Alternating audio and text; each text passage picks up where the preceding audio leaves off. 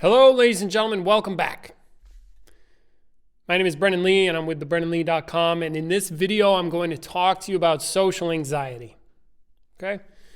I got an email from somebody who's considering something and seems to want to support the channel by asking a question. He said, would you talk about social anxiety? At first, I didn't know. I was like, I don't know if I could talk about this.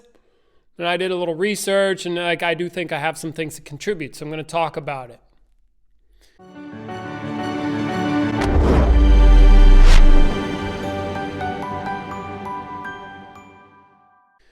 First of all, I want you to know that I don't know much about social anxiety. I'm also not a psychologist, and nor do I come from a psychological paradigm about this matter, so your results may vary.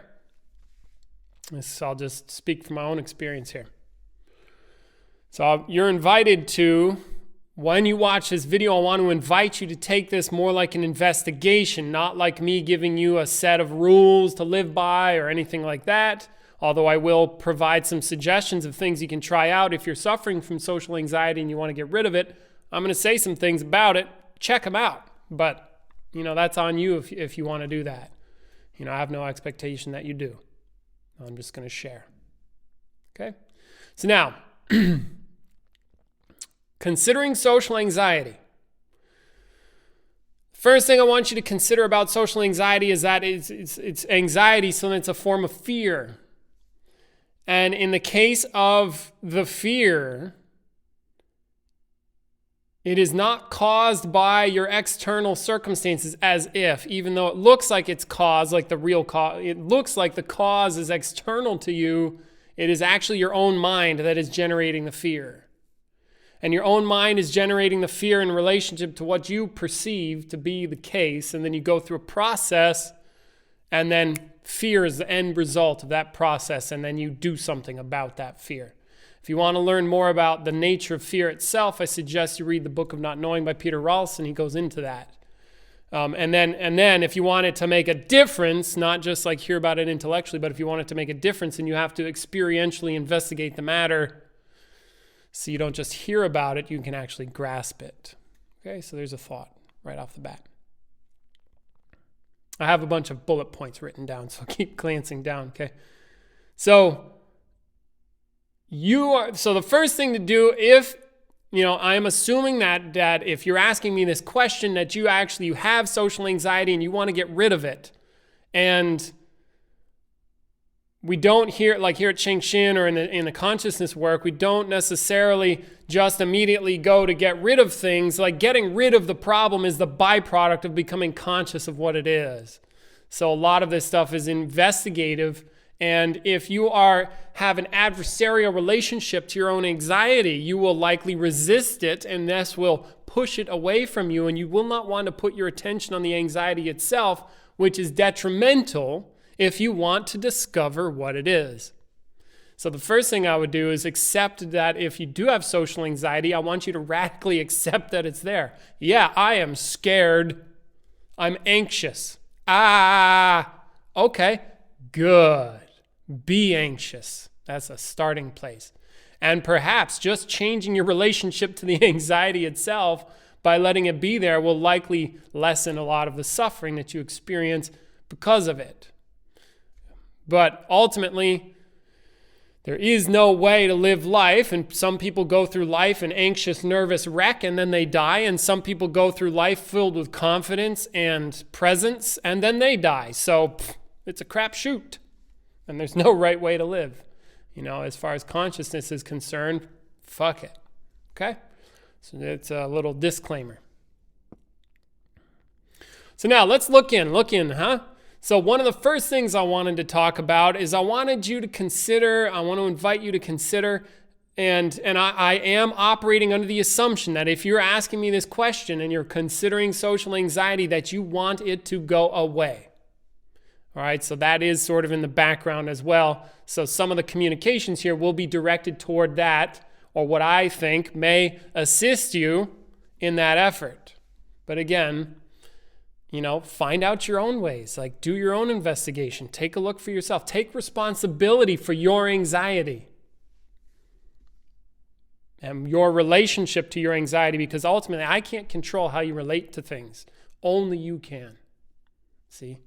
And that's aligning with the principle of responsibility. You take responsibility. You be responsible for your relationship to things, for your own anxiety, for your own fear, for your own internal experience. You are the one that has to do something with that if you want to. You don't have to. Okay? So the first thing I was thinking, hey, I hear these stories. I've been a little bit on a kick lately listening to some books about some people who grew up in my grandfather's time, and it was a different time than what I grew up with, you see? And then even the people, the person probably who's writing this question is even younger than me, so then now they're very much removed from that, whereas I can remember my grandfather of that time, and he was a straight badass. And the way that kids were back in those days, they would go out and play. Or like I heard a story about a kid where his parents would take him, drop him off. Like, he's like in his early teens and his parents would just drop him off and like, okay, go hitchhike around California or whatever. You see, what parent nowadays does that with their kids? Now, what's this have to do with social anxiety, you say? I don't know. Just that I think that perhaps the guys and girls of that age, they went out and did stuff. They weren't concerned with certain minutia, perhaps.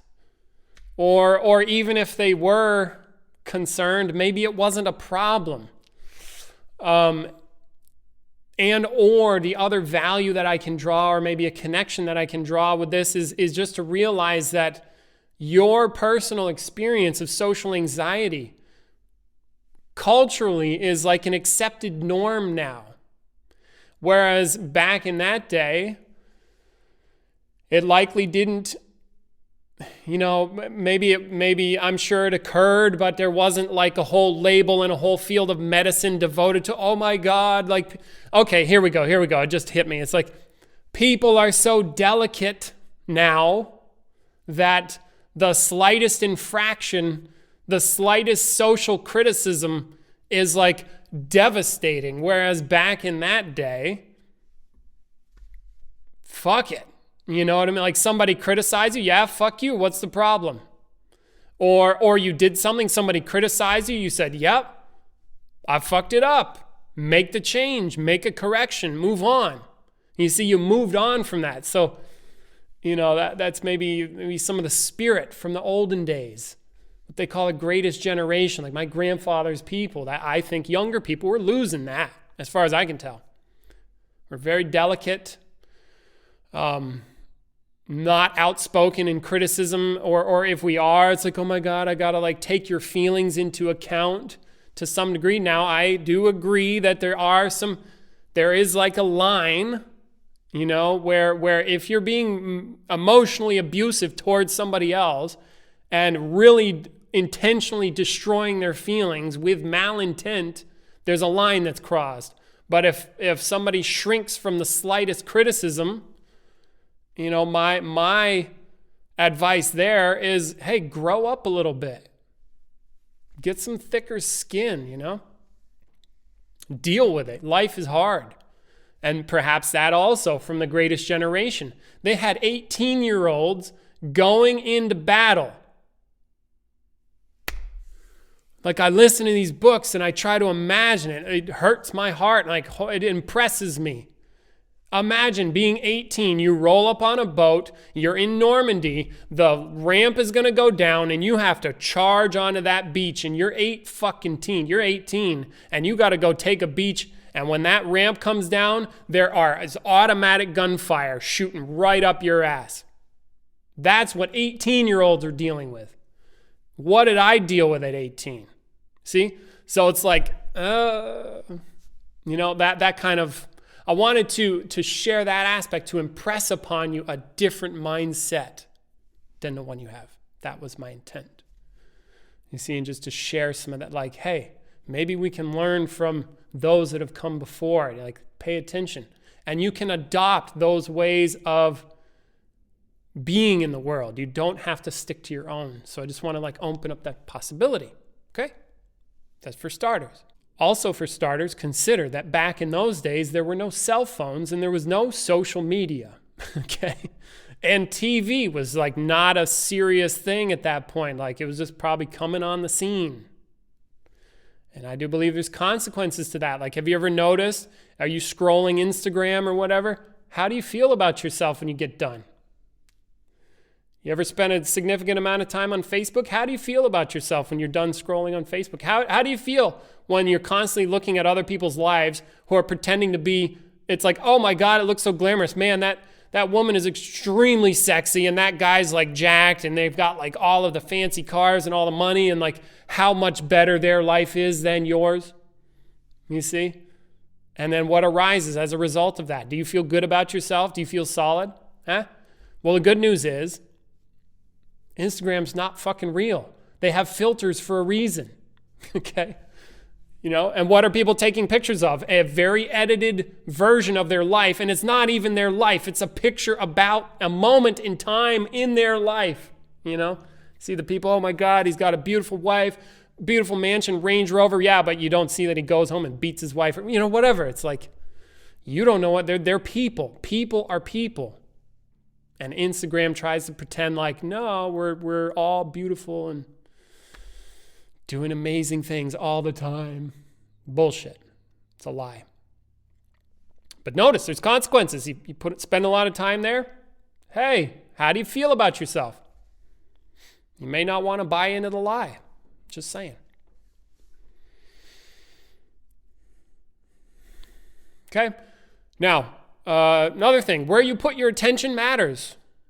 If you constantly put your attention on worrying about what other people think about you, as if like internally, some internal world, internally focused on your concerns and what you think other people think about you, this isn't what they really think about you, but what you think they think about you. What you think, if you put your attention constantly on your own criticisms and thinking and worrying and all that stuff, guess what's going to fill your experience?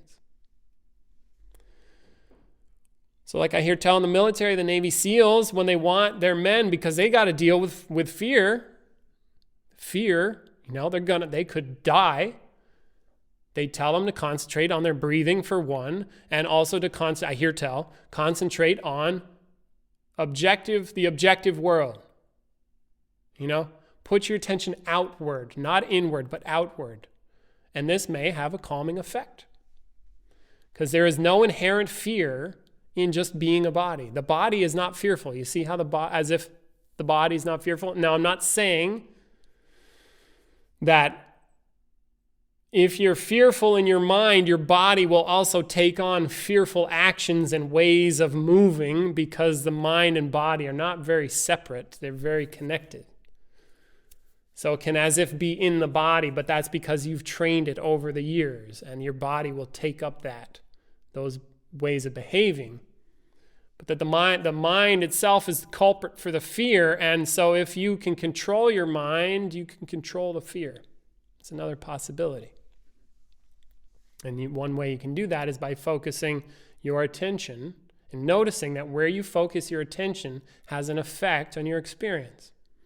For example, if you focus your attention on the center of your body, down by your belly button, and inside, if you focus on feeling in there, you will likely calm down.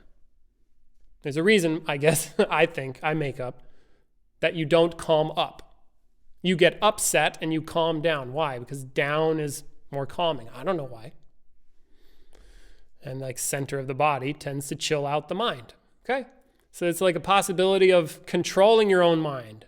And then, hey, if you want to do that, go ahead. You're invited. Okay, cool. I've got to change the battery. I'll be right back. Okay, cool. Welcome back. Now, and still now, just thinking. Here are some things that I think you could try. So considering the possibility of getting over some social anxiety, or if you don't want to be burdened by that, I have some things you could do. I have 4 things you could do. As much as we tend to ridicule and criticize people, they're like, let me give you my 4 easy steps to social anxiety relief and all that bullshit. I've got 4 things that I wrote down that you could check out, okay?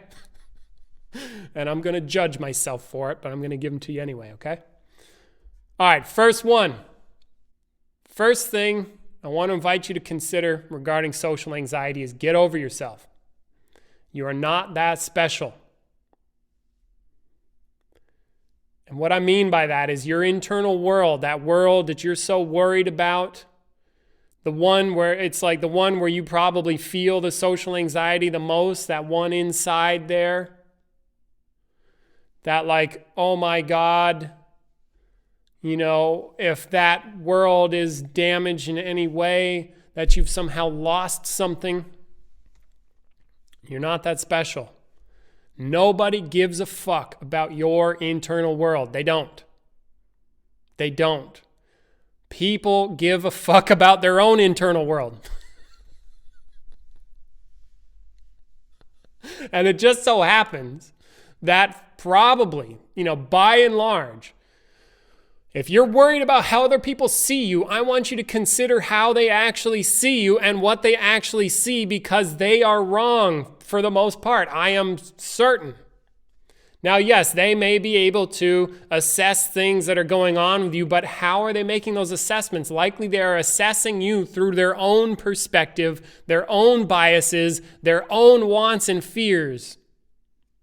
They are not going to see you. They are going to see their interpretation of you. And their interpretation will be dominated, and I mean dominated, by their own shit. What we call background assumptions, core assumptions, bottom lines, things like that. These are like words I'm using for the framework that makes up how we interpret the world. You see? Maybe quick example, it's like somebody who is into fashion will look at somebody's outfit and immediately assess they will meet a person and then immediately make character judgments of that person, perhaps based on their outfit, because they're into fashion. They know all these distinctions about fashion. And so when they look at a person and they see what they wear and they're making all this interpretation. Where is that going on? You see? That happens in them, and it will drastically affect how they relate to this other person. Whereas somebody who is not into fashion at all doesn't give 2 shits about what somebody's wearing. You see what I'm saying? And how different a world that is. So I'm just trying to use that as a springboard to prove my point that people don't see you. They see their version of you, by and large. Now, some of us have trained ourselves to really try to grasp what's going on in the other person's experience. That's also a possibility, but for the most part, people don't see you. They see themselves as if reflected in themselves. They see you reflected in themselves, or they see their own projections of you. Or, check this out, if you see me and you judge me, go ahead, judge the shit out of me. We're good at judging, by the way. We're really good at it. So go ahead. There's stuff about me you don't like. There's stuff that you do like. Yeah? Those are judgments, positive, negative. Ooh, I like this about him. Oh, I don't like this. See? Notice that if you do that, you will see your judgments of me. You're not going to see me.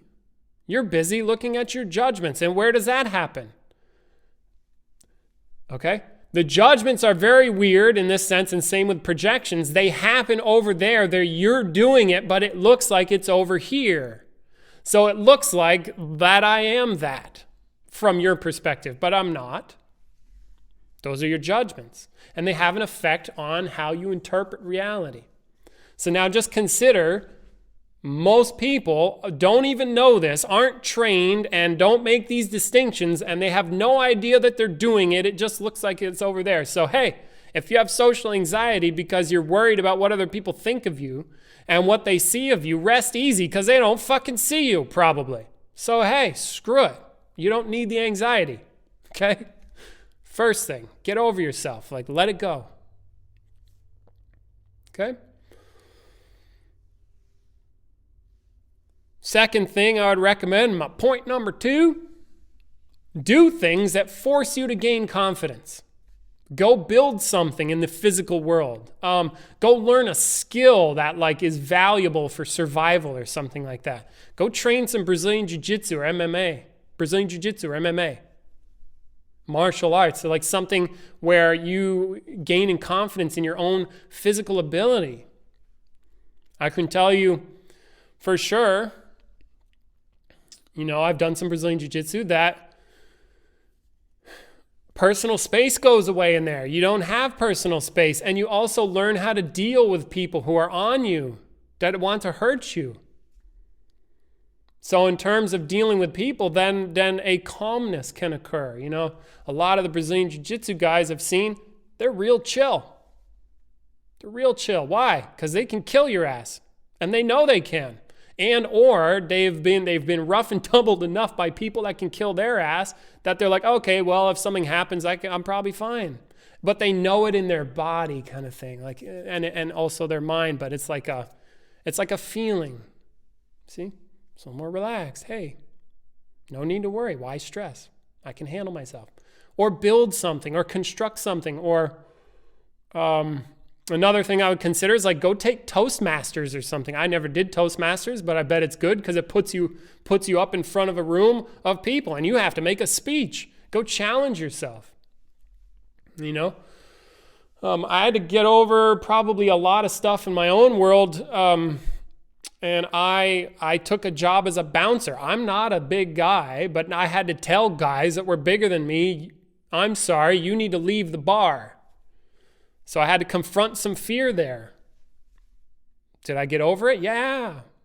I'm not saying I don't get nervous if I have to go confront somebody, but I'm a lot more, my presence is much better, say, if I do that job again. Likely not, but who knows? See? But why? Because I trained it. I trained up, I did something that pushed my limits. So you can also do stuff to push your limits, or take like an improv theater class and get rid of a lot of social fear. Why? Because you're going to go up and be like a total moron in front of other people. And eventually you stop caring what they think of you. That's refreshing. You ever hang out with a bunch of theater kids? Man, they're funny as shit. Usually, they're high energy. They don't care. They're doing goofy things. And like, it's very playful. And that's enlivening and freeing. I've noticed.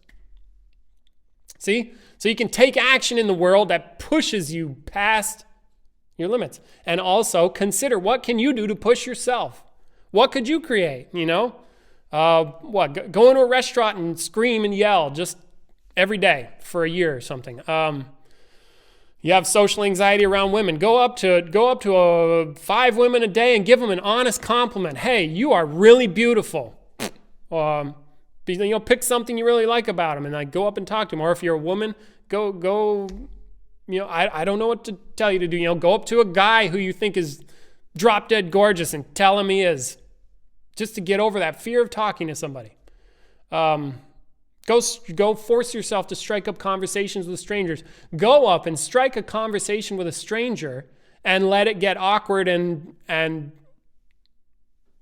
let it dissolve.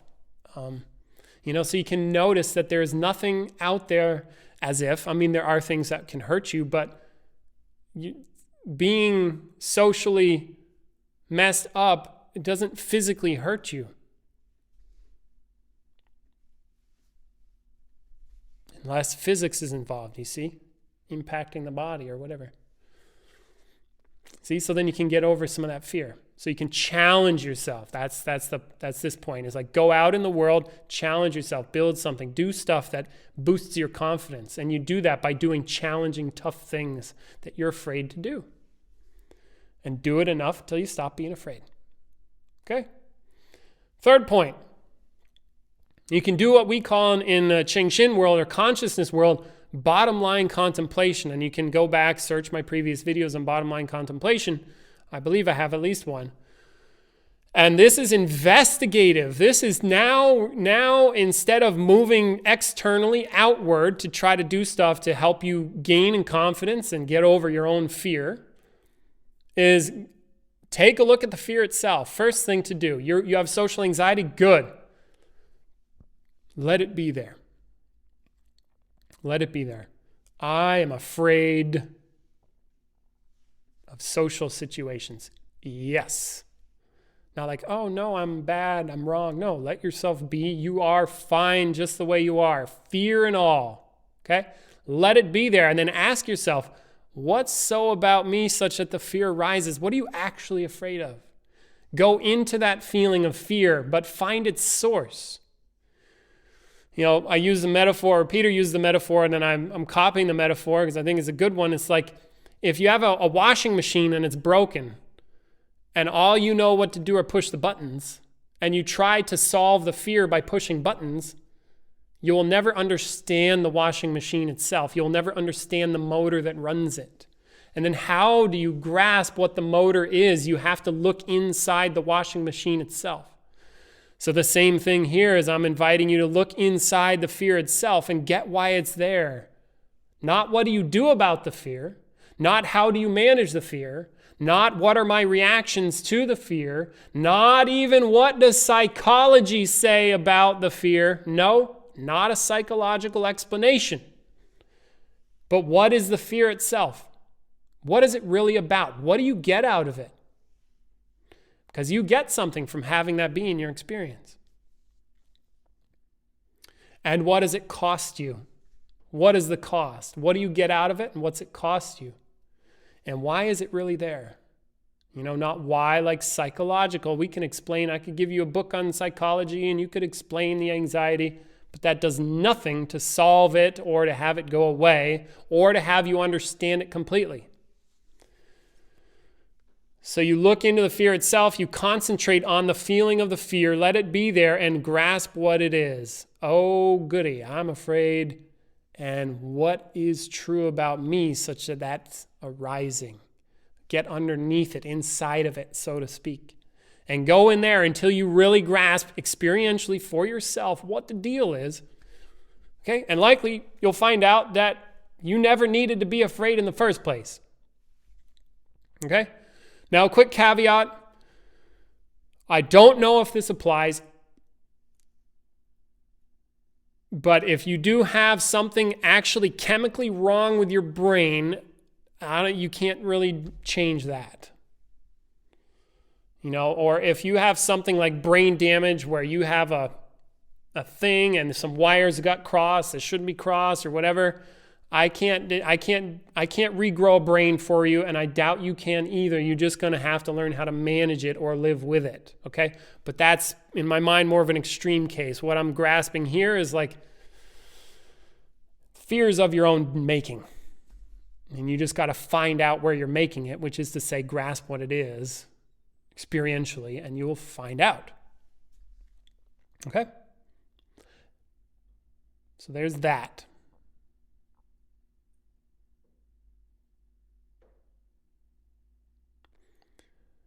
Fourth aspect here, and this can apply broadly, is I want to invite you to the possibility of aligning with certain principles that, as a byproduct of your alignment with the principles, allow for a feeling sense of yourself that is more whole, more complete, and what we say, what we would say, like standing on your own 2 feet. So you stand on your own 2 feet. You can move in the direction of, and I want to invite you to consider the possibility of aligning with principles, the byproduct of which, you see, the point is not to go to the byproduct. The point is align with the principles, and as a byproduct, certain consequences may occur, like feeling like you're a whole and complete person, or like you can stand on your own 2 feet and your internal worth is not determined by external circumstances. So then your worth internally, you don't care what other people say or think. You don't care what other people say or do to a certain extent, because you're solid in your own self. You don't need other people for validation. And therefore, you don't need to be afraid of minor criticisms. You don't need to be afraid of what they think to a certain extent, perhaps. And I imagine that if you, like for example, right, social anxiety, if you felt completely invulnerable to everything, would you have fear? No, why? Because you're like Superman or Wonder Woman. You can't get hurt. You're invulnerable. See? So then, wait a minute. That means there's something about the fear. If you're completely invulnerable, you're not experiencing any fear or social anxiety, why would you? Because you're invulnerable. So then, yeah, but I experience social anxiety. So yeah, maybe you think you're vulnerable or some such, or open to attack somehow. And I want you to consider the possibility of principles that allow for an experience of oneself that is, like I said before, it's a more solid, more real, because you align with a principle that is real, not focusing and thinking of yourself as something that is like inside or some internal experience, the nature of which is not real. So then you are then identified with something that isn't real. And you know it. And perhaps you can be fragile about it. Whereas a principle, possibility only, I'm just talking possibilities here. Hey, you got to do the work. You have to figure out if what I'm saying is true or bullshit, if you want. Principle is real.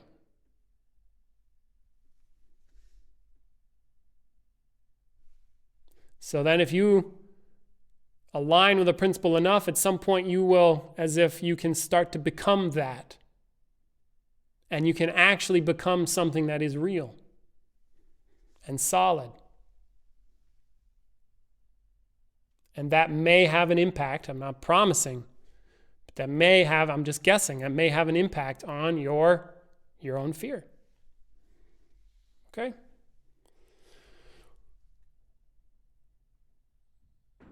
And the last thing, don't forget to try this. Just get over it in an instant. Try magic, okay? As we say, it's like try the instant method. You got social anxiety, disappear that shit. If it comes back, disappear it again. You might as well try the fast version first because, hey, if it works, it works. I don't care what you do, all right? It doesn't need to take 20 years in a psychotherapy chair. I really don't stand on that. I think it's bullshit. And I hear tell Freud didn't either, and he was the founder of psychology, okay? So there you go. All right, so remember, I'm not expecting you to believe me or disbelieve me. I am inviting you to investigate, try these things out. Let me know how it goes. Hey, drop a comment. Yeah, shameless plug. Talk to me about it. See if it makes a difference or not.